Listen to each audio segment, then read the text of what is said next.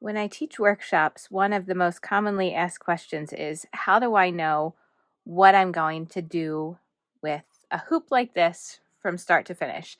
Do I know when I'm first starting out exactly what I'm going to do in every spot of the hoop? And the short and simple answer is no, I really don't know from start to finish what I'm going to be doing on my hoop. And here is an example. This is a hoop I've been working on for a little while.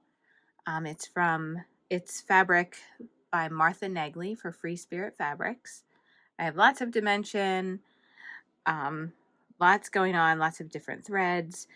When I began this project, I started with this section right here, the gold sequins and the stacks of beads. And I'll turn it to the side so you can hopefully see it a little better. And my original plan when I first started this is I was going to fill the whole brown, it's like a mustardy, not quite mustard, it's like a brownie gold color. I was going to fill all of those spaces on this fabric with this, the gold sequins and the beads. And so I started working on it for a while. And as I sit and I work with a project and I look at it, I'm always thinking ahead to the next step. So as I was stitching this, I was thinking, boy, it would be really cool to add like lots of thick dimension in these little, I think they're like seeds. So I had a great idea and I was like, I'm going to pause on these sequins and I'm going to work on the seeds of this tree fabric. And so you can see I have lots of, I started with a layer of wool, tapestry wool, and I wove the stitch first.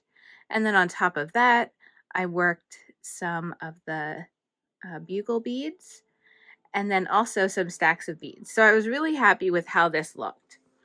And then I started working on these leaves, still pausing on this area. So I continued, finished the leaves, lots of satin stitching. I had started a few of these flowers with the wool circles, and I finally finished those. So I stitched all of those. So everything else on this hoop is done now. But as I looked at this section now with a pretty much completed hoop, I don't feel like I want to cover every inch of the backing with these sequins and beads. I want to add a few areas of it. So you can see I started along the border here.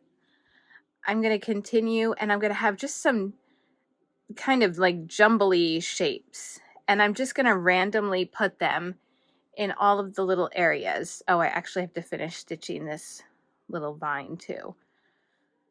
So it is completely, here is your permission to change what you're doing.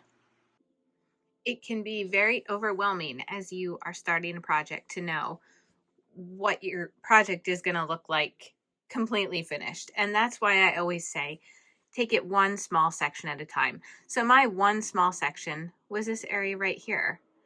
And then I paused and I like what I see and I like it enough to want to continue over here, but I had other ideas. And so that's also okay. You can skip around on your piece. If you're working on an encrusted embroidery piece with just one piece of fabric, it is totally okay to skip around as you get ideas, find out what works for you. If you're not loving something, cut it out. The worst thing that happens is you lose some thread, save your beads, and start fresh with a new idea.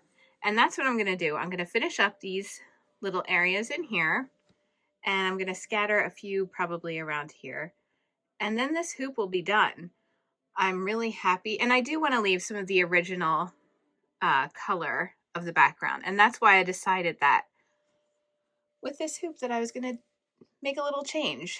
So feel free to change your ideas as you're working on a project.